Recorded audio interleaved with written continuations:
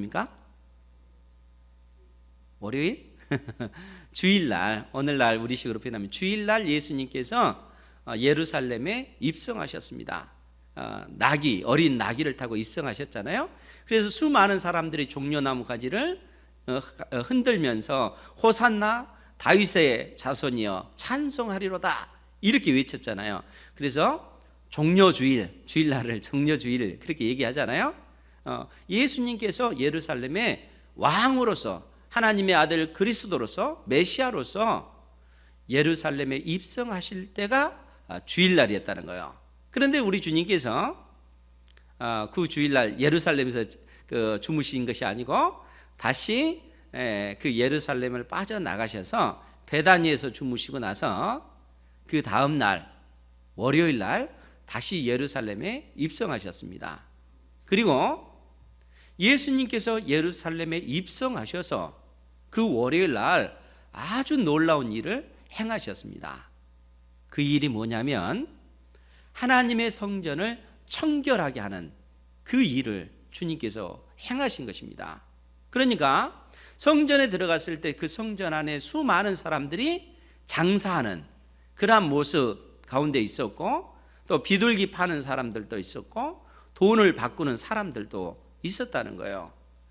우리 주님께서 그러한 사람들을 다 내쫓으시고 비둘기 파는 사람들을 막 책망하시고 그들의 상을 뒤집어 엎으시고 그 돈 바꾸는 사람들 그들을 책망하고 그들을 쫓아내시고 하는 그러한 일들을 통해서 성전을 청결케 하는 그 일을 월요일 날 하신 것입니다.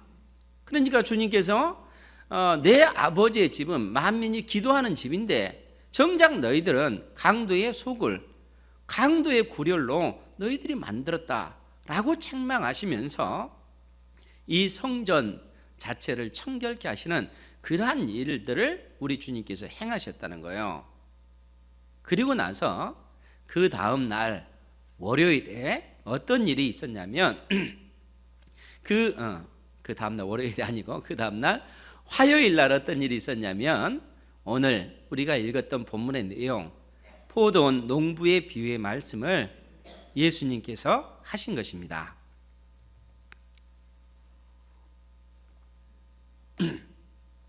근데 예수님께서 이 포도원 농부의 그 비유의 말씀을 그냥 하신 것이 아니고 이 비유의 말씀을 하실 때는 그 이유가 있었습니다. 그 이유가 뭐냐면 20장 1절에 그 내용이 표현이 되어 있는데 누가복음 20장 1절에 뭐라고 기록이 되어 있냐면 하루는 예수께서 성전에서 백성을 가르치시며 복음을 전하실 때 대제사장들과 서기관들이 장로들과 함께 가까이 와서 여기서 이 하루는 화요일 날입니다. 그러니까 그 전날 예수님께서 성전을 청결케 하신 이 사건을 대제사장들, 서기관들, 장로들이 목격하고 나서 오늘 예수님 앞에 나와서 하는 얘기가 2절에 보면 당신이 무슨 권위로 이런 일을 하는지 이 권위를 준 이가 누구인지 우리에게 말하라 이렇게 말씀하고 있다는 거예요. 그러니까 대제사장들, 서기관들, 장로들이 예수님에게 와서 당신이 이처럼 이러한 일들을 행했는데 그 권위를 누가 당신에게 준 것인가? 라고 질문을 하는 것입니다. 그 말은 예수님께서 성전을 청결케 하신 이 사건 때문에 지금 대제사장들, 서기관들, 장로들이 화가 나가지고 예수님을 찾아와서 당신이 한 이 일에 이 권위를 누가 당신에게 준 것이냐라고 질문을 하고 있는 것이죠. 여러분, 이때 당시 이스라엘의 어떤 그 종교 지도자들, 대제사장들, 서기관들, 장로들, 이 사람들은 어떤 사람들인가 하면 사내들인 공회 회원들입니다. 사내들인 공회라고 하는 것은 이때 당시 이스라엘이 로마의 식민지 하에 있기 때문에 이스라엘을 실질적으로 통치하는 이스라엘의 어떤 정치, 종교의 그 영역을 담당하고 있는 사람들이 사내들인 공회라고 하는 곳이에요. 약 70명이 그 회원으로 구성이 되어 있는데, 이 산헤드린 공회의 의장이 누군가 하면 대제사장이 산헤드린 공회의 의장입니다. 그러니까 이 사람들이 어떤 결정을 하냐면 이스라엘에 있어서 정치적인 문제들, 종교적인 문제들을 판단하는 그 역할을 이 사람들이 감당을 하고 있는 거예요. 더더구나 하나님의 성전에 관련된 그 일은 전적으로 대제사장이 그 권한을 가지고 있기 때문에 대제사장의 허락이 없으면 성전 안에서 장사한다 하는 그 일은 전적으로 불가능한 일입니다. 무슨 얘기냐면 성전 안에서 비둘기를 팔고 돈 바꾸는 일을 하고 장사하는 그런 사람들이 불쌍한 사람, 가난한 사람들이 아니고 대제사장에게 엄청난 돈을 주고 대제사장의 허락하에 점포를 내서 그곳에서 장사하는 사람들이라는 거예요. 그러니까 이러한 어떤 그 권한을 대제사장과 산헤드린 공회가 허락해 준 것입니다. 그러니까 이 대제사장과 산헤드린의 이 공회의 허락하에 성전 안에서 그 마땅한 그들의 그 권리를 보장받고 이 사람들은 장사를 하고 있는데, 예수님께서 그곳에 나타나셔서 그 장사하는 사람들을 다 내쫓으시고 그들의 상을 뒤집어 엎으시고 너희들이 내 아버지의 집을 강도의 굴로 만들었다, 이렇게 책망을 하는 거예요. 그러니까 이러한 일을 행하신 예수님을 보면서 이 대제사장들과 서기관들, 장로들이 충격을 받는 거예요. 그래서 그 다음날 예수님에게 와서 하는 얘기가, 누가 당신에게 그러한 권위, 그 권세를 주었는가? 라고 질문을 하고 있는 것이죠. 그러니까 우리는 당신에게 그런 권위를 주지도 않았는데 당신은 무슨 권위로 성전 안에서 장사하는 이 사람들을 쫓아냈느냐? 누가 당신에게 그 권위를 줬냐? 라고 질문을 하는 것입니다.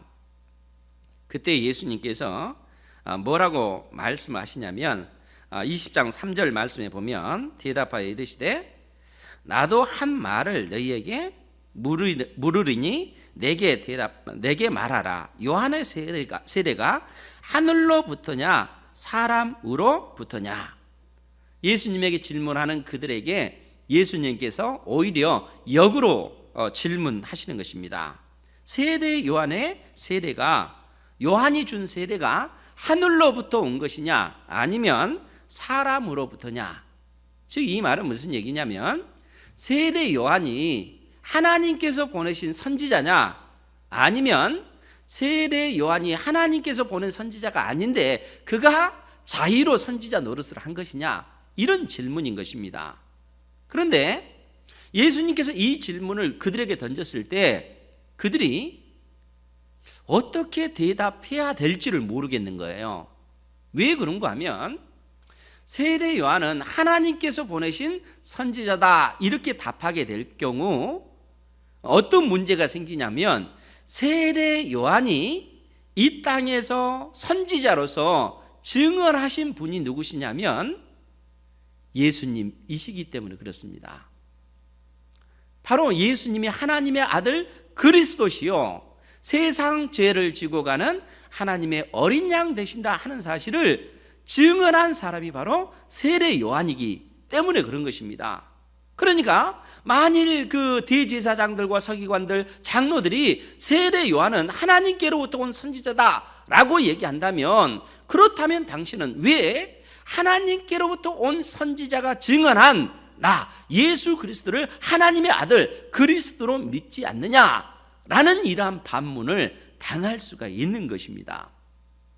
지금 대제사장들, 서기관들, 장로들은 예수님을 하나님의 아들로 믿지 않는 것입니다. 받아들이지를 않는 거예요. 그렇기 때문에 그 대답을 못하는 것입니다. 그래서 세례 요한은 사람 스스로 선지자 노릇하는 사람이다, 만일 이렇게 대답했을 경우 하나님의 백성 이스라엘이 다 알고 있는 사실은 세례 요한은 하나님께서 보내신 선지자다 하는 사실들을 백성들이 알고 있기 때문에 만일 그들이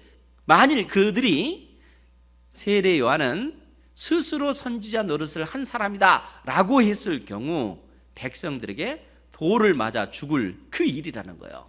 그러니까 이러지도 못하고 저러지도 못하는 가운데 그들이 낸 대답은 5절 말씀에 보면 7절 말씀해 보면 우리 7절 말씀 7절 8절을 같이 한번 보죠. 시작.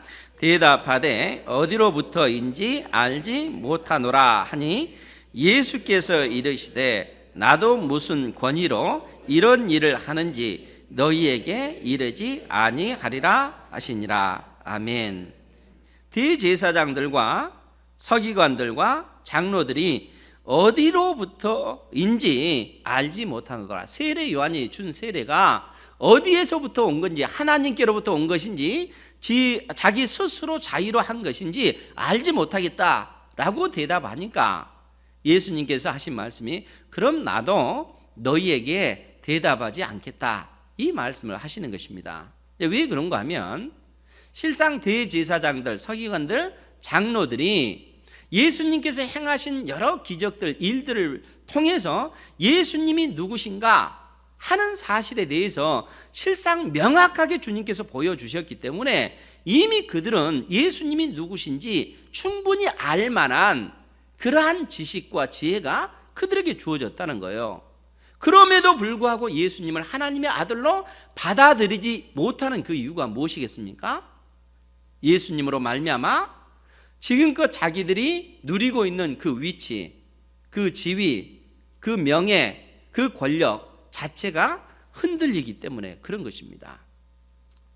여러분, 이 말이 실상 굉장히 무섭고 두려운 말인데 이스라엘에게 있어서 가장 거룩한 곳이 어디입니까? 성전이죠, 성전. 이스라엘 모든 백성들이 다 타락한다 할지라도 결코 타락해서 안 되는 곳은 성전이라는 거예요. 성전에서 하나님을 예배하는 제사장들과 또 이 하나님께서 주신 거룩한 제도인 이 제사 제도 자체는 결코 타락해서는 안 됩니다. 왜냐하면 이스라엘 백성들이 범죄했을 때 이 죄의 문제를 해결할 수 있는 유일한 곳이 성전에서 이루어지기 때문에 그렇다는 거예요. 그렇기 때문에 제사장과 제사 제도 자체는 결코 타락해서는 안 되는데 지금 이스라엘에게 있어서 가장 심각하게 타락한 곳이 어디냐면 이 성전이라는 거예요. 성전이 가장 타락했고 제사장이 가장 타락했고 하나님께서 주신 그 거룩한 제도인 제사 제도 자체가 심각하게 오염되어서 하나님의 백성이 더 이상 하나님 앞에 나갈 수 없는 그러한 상황이 되어버리고 만 것입니다. 그러니까 이러한 상황 속에서 하나님께서 예수 그리스도를 통해서 그들에게 그들의 그 죄악된 그 실상을 깨우쳐 줌에도 불구하고 그 사실을 받아들이지 못하는 것이죠.